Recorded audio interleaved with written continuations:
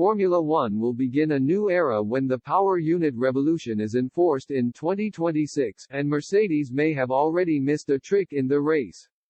Mercedes are at risk of falling further off the pace in Formula One this season after prioritizing reliability over performance, amid the current freeze over certain engine improvements. Along with Honda, Renault and Ferrari, Mercedes can no longer make performance changes to their power units before the new sustainable energy regulations are introduced in 2026. Those same teams were permitted to make tweaks to reliability until late in the 2022 campaign, however, which is understood to have been the tactic used by Honda, Renault and Ferrari. But F1 analyst Ted Kravitz has suggested Mercedes may have missed out by first developing a reliable engine and not gaining the potential power benefits.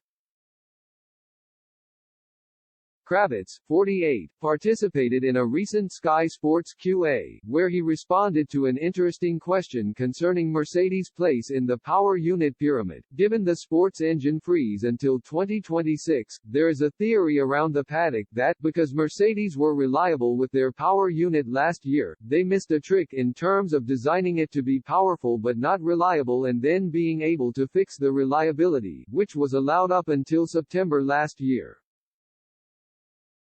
Lots of other manufacturers did that.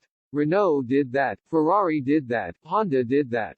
It meant that they couldn't get to the end of the season without using an extra power unit and getting a penalty, but they didn't mind that because they could bring the changes to the engine on reliability but have a secondary benefit of adding a bit more power as well. The strategy of prioritizing performance over reliability will have led to increased risk of incurring penalties due to power unit changes over the course of the season.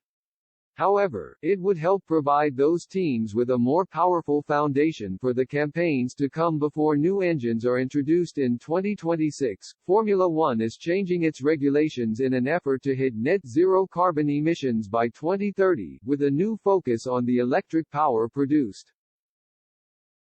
Kravitz went on to note neither Aston Martin nor Williams cars incurred power unit penalties last year, but there's an argument that will count for little if Mercedes engines struggle to be competitive. Well, you might say, hang on, you have gone the other way, you should have gone a bit more performance, Kravitz continued. Take the hit on the engine penalty with reliability but be able to improve that under the engine freeze. But that is not what Mercedes have done, and only time will tell if Mercedes live to regret that. On top of lacking the appropriate power to compete with the pace of Red Bull, powered by Honda or powertrains engines, and Ferrari, Mercedes' infamous porpoising issues held them back in 2022. That saw Lewis Hamilton fail to win a race for the first time in 16 seasons, finishing a career-worst sixth in the standings as a result.